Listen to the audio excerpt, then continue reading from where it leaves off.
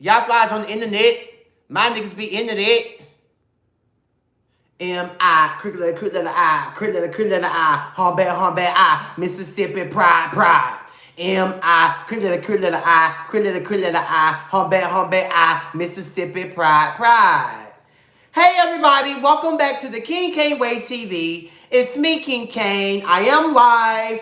Just gonna give you guys a few moments to come on in. I am gaining so much weight. Damn. Hey, baby Trisha.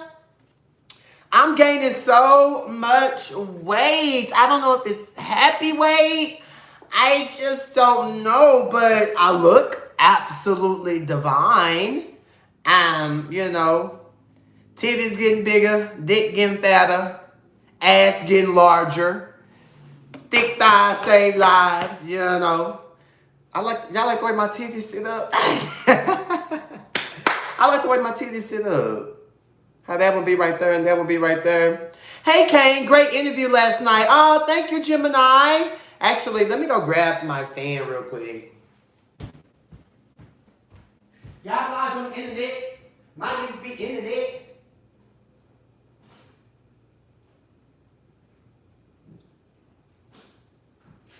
Y'all guys on the internet.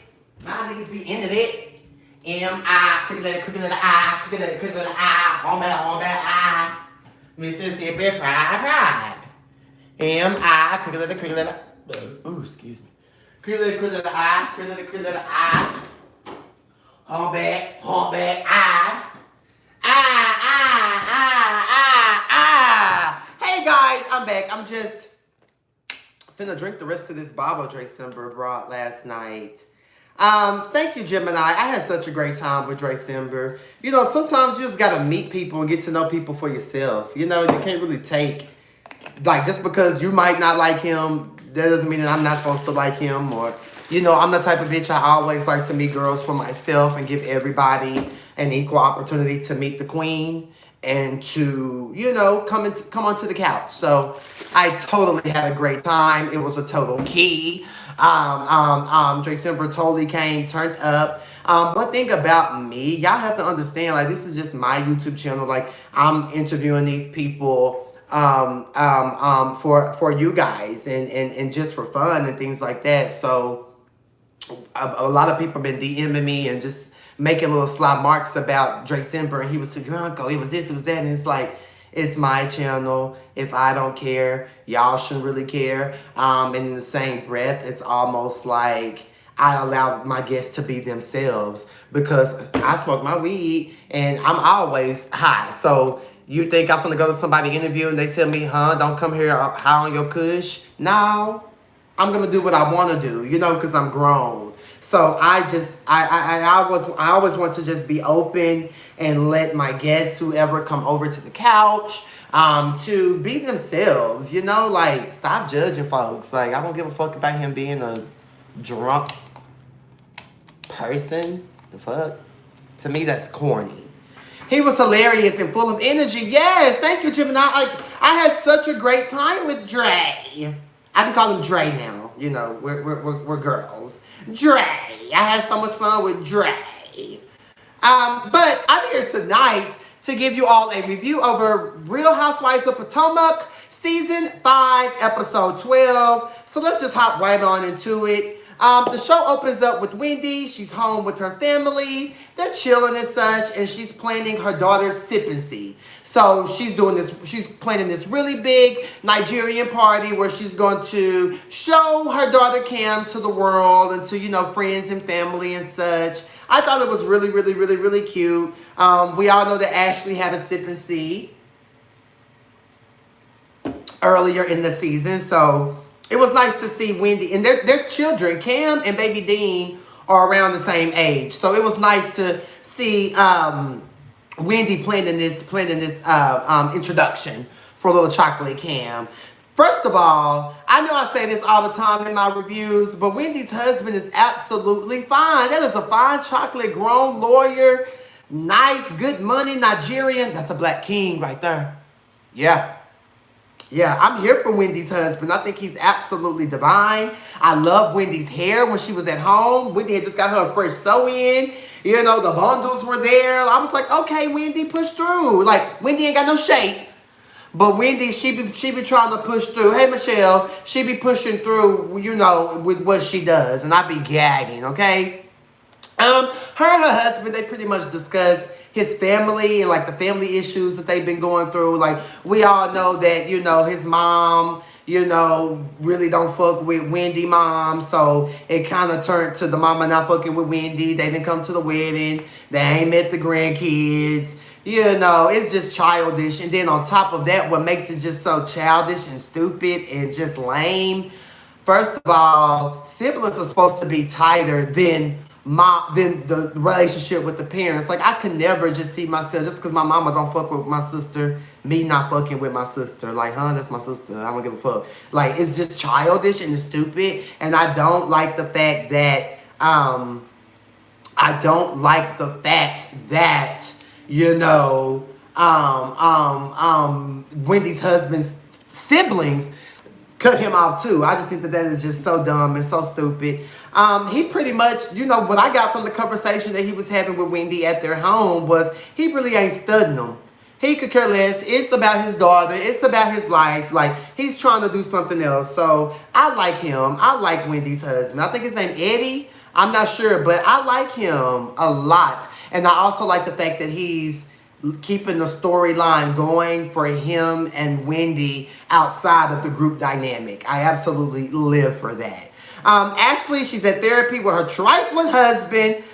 He's pretty much opening up about how he's fucked up from his past and from his childhood, and he was just mentioning his dad did this, his dad did that. And this is my whole thing. Yes, we all go through things as children, as our childhood, but Mike Darby, he about 80 years old. You ain't dealt with that trauma? You ain't dealt with that trauma, you damn near 80?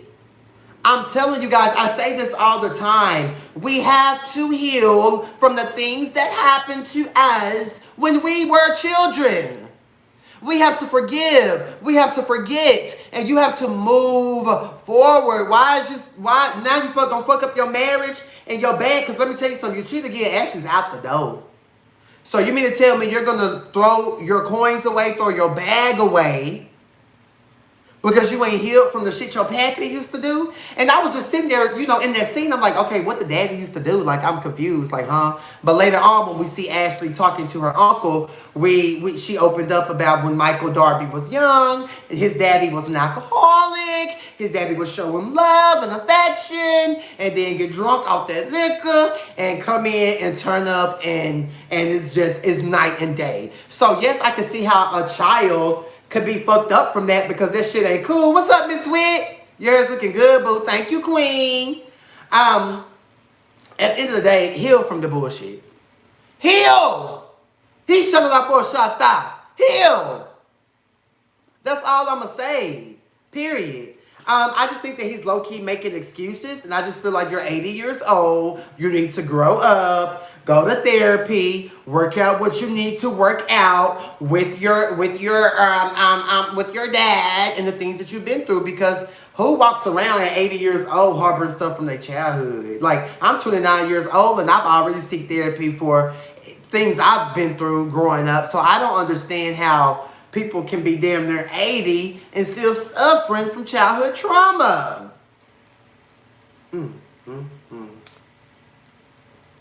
I do love the fact that they're talking about it, though. I really do. Ashley's pretty much optimistic about her marriage.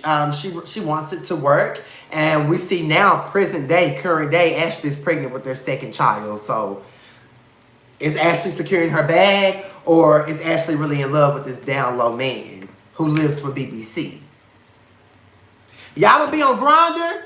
Let me tell you, Grindr is a LGBTQ app. It's yellow, and it kind of looks like a robot. There's more Hispanics and Caucasian men on Grindr. Those men who absolutely love BBC. And when I look at Ashley's husband, he just gives me, you know, those vibes of those older men in my DMs, you know what I'm saying, wanting some BBC, you know, and I just, when I look at him, that's all I can see. That's all I feel. But, you know, good luck to them. You know, Ashley's pregnant now, so maybe they are going to be okay. I do like the fact that they're going to therapy. Work through your shit. Work through your shit. Work through your shit. Amen? Pure poo. So, anywho, moving on.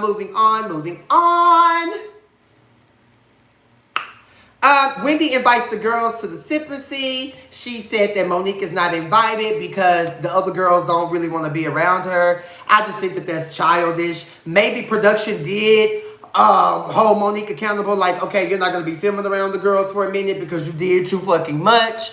But at the end of the day, I just feel like if I'm cool with you, I don't care. Like, you can come to my event. Like, oh, well, like, people just gonna have to deal with whatever they have to deal with or just be over it. Like, at the end of the day, like, my event is my event and I invite who I want to invite to my event. And I just think that it's just so childish and weak for Wendy not to invite Monique. Like, Wendy, y'all don't have no real beef? Like, huh? Quit trying to... Here she go trying to be friends with everybody, trying to be friends with Giselle and trying, you know what I'm saying? I just think it's stupid and it's childish. And girl, this is an event to see your child. Yes, Monique done tap Candace motherfucking ass. I'm tired of talking about the fight. But at the end of the day, Monique got kids and she love her kids. Period. 2 places, so Wendy did not invite her. Plus Sharice was there. Oh, thank you, baby Trisha. That makes sense. So, anywho, she's touring the venue with her husband. The husband opened up and told Wendy that their son that he was giving a bath to was just like, where's your daddy? Why do you have a beard? Your daddy got a beard? Why I ain't never met my papa? So now Wendy's husband and his feelings, and you know, he's like, damn, baby, I'm gonna go ahead and reach out to my mama and see what the tea is and invite them. So he sent them the flyer, he sent the mom a long text message. So at this point, we're waiting to see, is his Nigerian ma and pa going to respond and come to the goddamn party?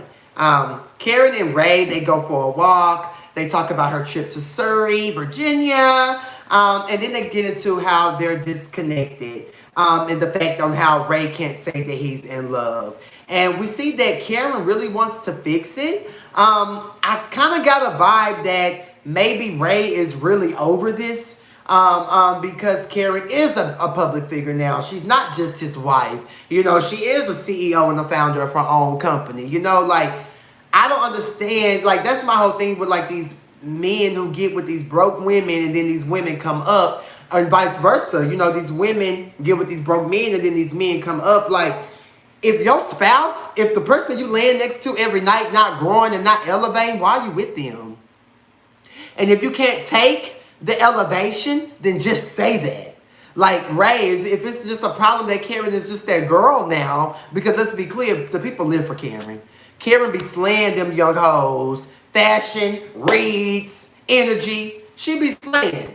So, you either take it or you leave it. Like, don't nobody want to be with the same person that they was with when they first got married. You know, I would want my husband to elevate and grow and accomplish more and, you know, be all that you can be, baby. So, you know, you just can't be jealous of your spouse. You can't hate on your spouse. You have to learn to support your spouse, boyfriend, girlfriend. You have to support people. And that's what it all boils down to, period. Things are different now. And she asked Ray, like, is it intimidating that I'm a boss-ass bitch? Is it offensive and or intimidating, Uncle Ben, for me to be growing and glowing? Like, Karen ain't did much. She got a nice perfume. It was in Bloomingdale's.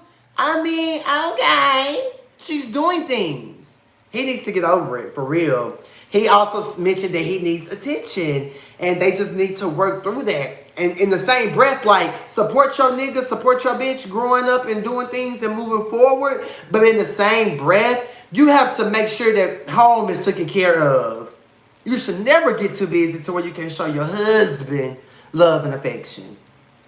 And that's just true tea. Never get to a point to where you can't show your lover Time, love, and affection. Like, you never need to get that busy now. It's never that deep. Because then you're going to have all the success in the world and then be lonely. Ray tired. He got to be. Ray by 80. Gemini. Ray by 80. That's the T. That's the T. Oh. Anywho, I just really hope that they don't divorce. I'm rooting for them. Next scene, we see Candace in the car, and she's pressing charges. Am I mad at Candace for pressing charges? No. A bitch like me would have pressed charges that night.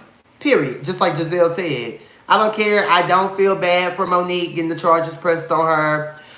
She has been on social media encouraging the fight, encouraging the melee, thinking it's funny, thinking it's cute. That's something that Monique has been doing. So I just feel like, yeah, I'm pressing charges.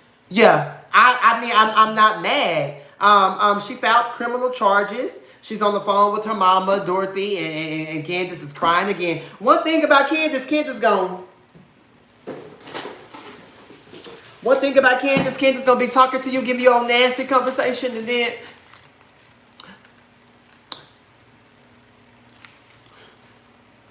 Candace, when we gonna see some tears? I wanna see pain. I wanna see hurt. I'm so tired of her always doing this.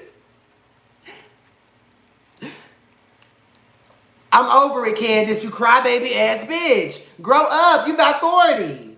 You're in your mid-30s. Grow up. Press your charges like a boss bitch and keep it pushing. I'm so over her crying. Monique and you are not friends. Shut up whining. Now, I'm done with it. I'm doing good, Michelle. Love you. I'm done.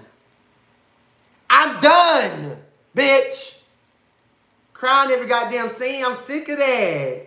After she presses her charges, she later goes to have drinks with Cliffy. Cliffy is cute. I like his hat. He gives off that very DC classy vibe. You know, the gays buy them the hard round fedora and everybody think they got class and swag. But I like Cliffy, and I just like that he was just being a good, genuine friend to her in this moment. Loving on her, letting her know that everything was going to be okay. And what gagged me and what I loved about Clifford, her good Judy, because I'm that type of bitch. Let me remind you of who the fuck you are, honey. You were somebody great before you started this journey. I said, yes, Clifford. Yes, Cliffy. Let your bitch know what time it is. You've been a bad bitch way before you got on this platform. That's what he was really trying to say.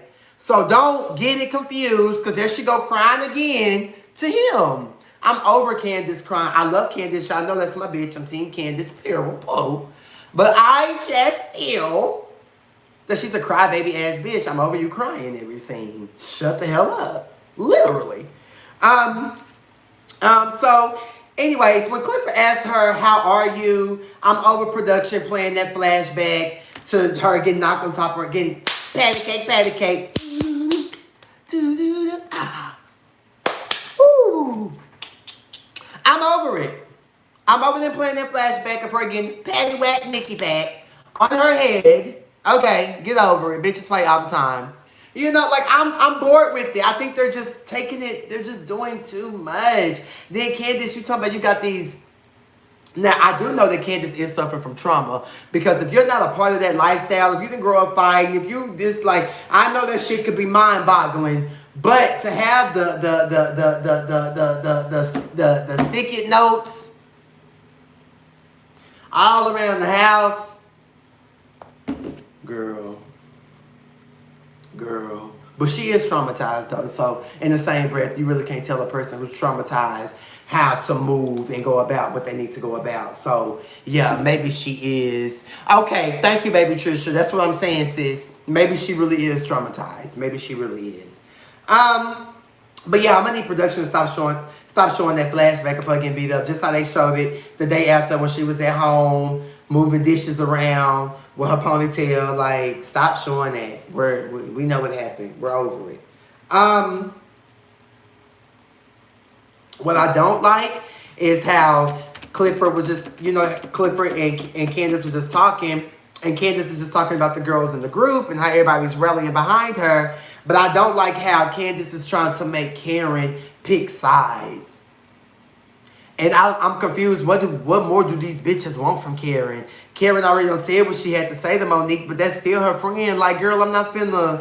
What is it? Like, I'm not. Like, I done told you that one right. Like, Karen is a grown-ass woman with her marriage in the dumps that she's trying to work on. Ain't nobody finna sit up here and just baby these bitches and, oh, you my friend. You my friend. That was some grown-ass bitches. Y'all had a fight. Whatever. I'm neutral. Please leave me out of it. Poo. So I don't understand what these girls want. Karen done help Monique accountable in her home. Candace, Karen still fuck with you. You act like Karen just setting you to the side, like isolating you. Like, that's when I get pissed off and irritated with Candace, crybaby ass, okay?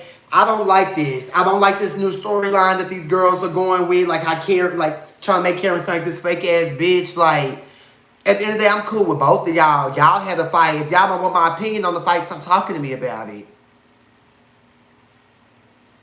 And wouldn't give a fuck.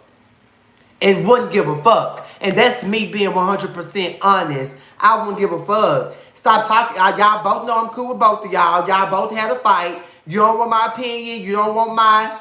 Don't talk to me about it. Let's just continue to be friends. I don't understand what Candace childish ass wants. I don't know what she wants from Karen. Girl, bye. For real. You're being very dramatic, and I'm over it. Karen can be there for Monique and Candace. The fuck? Next we see Robin home. Doing some orders. She got a little tied hat line. Get your money, Robin. That must be the coins that you weren't reporting to the IRS, child, while you sitting up there lying to your sons about the coin, talking about you only made 10K. Girl.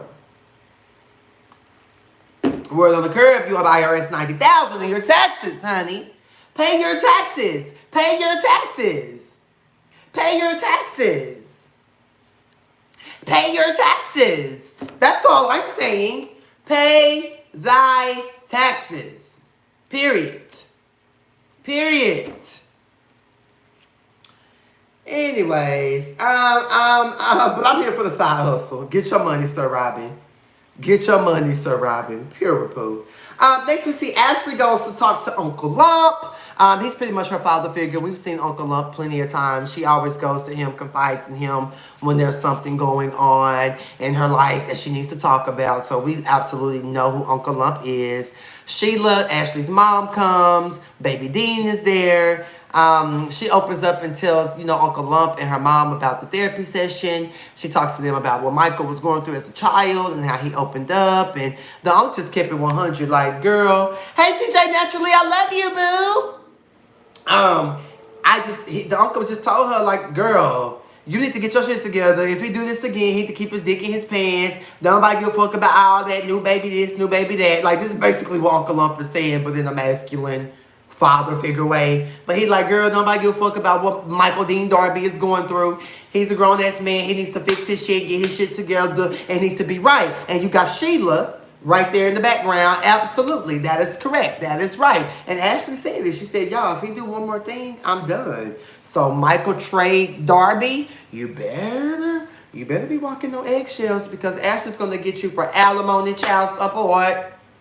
I heard that in a marriage, and when a marriage dissolves and whoever the person that was the cheater, pumpkin eater, is the one who has to pay the most money and the alimony and the this and the that. So he needs to be careful, okay? I like the fact that Ashley told them, I'm not dumb.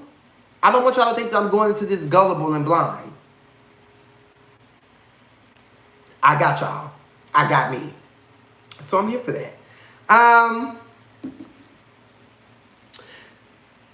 And then the mama was like, the mama and Uncle Lump, they want to talk to Michael, and Ashley talking about, no. If he can be in casinos cheating on you with X, Y, and Z, have a boyfriend, have a wife, have a girlfriend, then he can sit there man to man and talk to Uncle Lump and your mama, because, bitch, you're our family. We love you. So we need to talk to this nigga and address this shit, because this shit is getting what? Hashtag out of hand. Poo. Okay? So, anywho, It's the night of the party, so Robin gets there first. I actually like Robin's little blazer dress thing that she wore to the event. I like the little pins in her hair, the little pink she tried to do in her hair. Everyone had to wear a shade of pink to the party, so I'm here for that. I absolutely love the party theme. I like what Robin had on. While on the way to the event, Wendy gets the tea about Monique pressing charges. Candace pressing charges. It's the assault. We all know that her husband is a lawyer, so she's like, baby, can she go to jail? Woo, woo, woo, woo, woo. The husband's like, yeah, that's serious. Like, yeah, she can get jail time, like, period. Giselle arrives looking a mess. I hate, Giselle, you are country, and you look country in what you had on. Her bob was completely folded under, and her dress was giving me very much drape. Giselle just so pretty and just so tacky. Bless her heart. And I know I dress different. People come for my swag all the time. But when I do that, I'm actually doing that for people to talk about. I'm actually doing my swag to be my swag. Giselle it's just, girl, you are a pretty woman. What the hell are you doing, queen? I digress. I just don't understand how Giselle let Robin eat her up in this scene, in the fashion. So Giselle, Robin, they're all sitting down. Giselle brings up the charges, and she said that she Googled to see what it means. She's laughing, etc., thinking it's funny. Karen wasn't here for it. Karen had to get up and dismiss herself from the table because you're childish and weird. And we all know that Giselle liked the fact that these girls fought and that they're beefing. Let's just be clear. Ashley gets there with her bun and her purple sequins dress. I like how Wendy introduced the girls to her mom, and the mom pretty much let it be known, I'm successful because of my daughters, this, that, and the third. I am a Nigerian bad bitch. Do not come for me. So I love the mama. I was gagging. I said, okay, mama, talk your shit, sir. Talk your shit, sir. She was letting the girls know, like, in the Nigerian culture, I'm that bitch. Period. I was here for it. I was.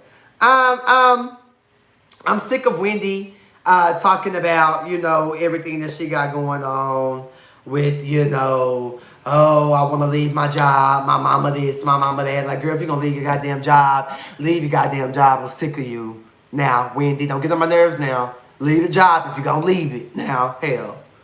Anywho, Candace and Chris fine white ass arrive. I love the little outfits that Cam has on, Wendy's daughter, and the two little boys that they have on. The husband fine down in their yellow when they come out. They're celebrating. They're having fun. They're dropping it low. I used to have a friend who was Nigerian back in high school. Her name was Ravana. And she used to wind them hips. And it's so funny. And I love the fact that we're really getting into the Nigerian culture and what they are and who they like, because my friend that I had back in high school, Ravana, her mama was very tough on her. Very, I believe Ravana graduated a year early. At the time in high school, there was this program called IB, like International Baccalaureate or something like that program, where the classes were like super hard, super, And I remember Ravana had all her classes were IB. And it was like, I do remember her always trying to make good grades and graduate early and, please her mom and stuff like that. So that is true in the Nigerian culture about you're only successful as your children are, or the fact that Nigerians want their children to be successful. You know what I'm saying? So, yeah, that's true tea. That's true tea. So Wendy gets up there and gives a beautiful speech to her mother and sister. I'm living for the culture. They eat the food. Did y'all see Ashley wobbling in her heels after she got her plate? It was after everybody was getting their food. You guys probably have to go back and rewatch. And Ashley had got her plate. Ashley went to wobbling in them goddamn heels. I said, Ashley, is you still pregnant? Why are you wobbling? They talk about, so all the girls sit down at the table and they get into the tea about, the charges. Candace pressing the charges. And Candace is pretty much like, yeah, I want her to go to jail. It is what it is. Robin and Giselle pretty much like, no, we don't need her to go to jail. Like, that's just a little too much. And Candace just like, at the end of the day, I want the this case to be prosecuted to the fullest extent, and she has every right to feel that way. But I honestly do think jail time is a lie. Like, come on now, Candace. Like, but in the same breath, Monique, you over there, you ain't called this girl, you ain't apologized, you being funny on social media about it. Oh yeah, bitch, you're going to jail. So I see it both ways. You done beat my ass, you ain't called me, we supposed to be good Judies. You're being funny about it on social media. Oh, bitch, it's off with your motherfucking head.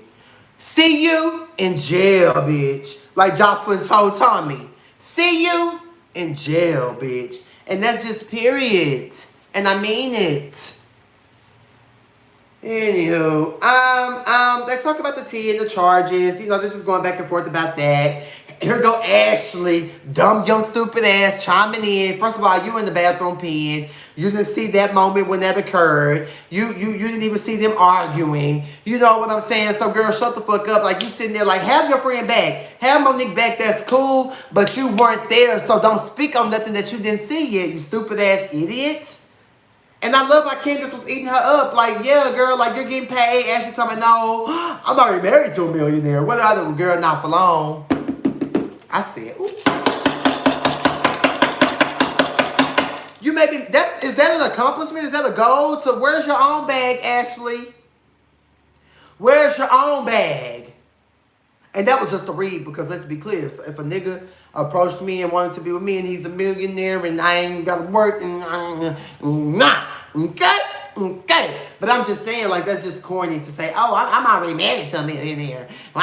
Girl, shut up. Your stupid ass wasn't there, you weird ass idiot. You're a fucking idiot. Literally. You weren't there. And I love Giselle and Sir Robin for telling her, like, girl, chill out. You wasn't there. Shut up. Period. Why are you chiming in? Period. I love how White Chris always has to get Candace together. Shut your mouth. Let it go. But Candace irritated because, bitch, don't try to sit up here and talk to me about nothing when you weren't there and it happened to me. And that's period. Don't sit here and tell me nothing of the sort, bitch, when it happened to me. Nobody is better than the original. Period. So that's that. I do love how they calmed down and then Candace came back and cleared it up. And I do love how Ashley said that it's not okay that Monique touched you physically. I do want to go on record and say that. So I did like how they got back to their goddamn brains and was able to have a simple conversation.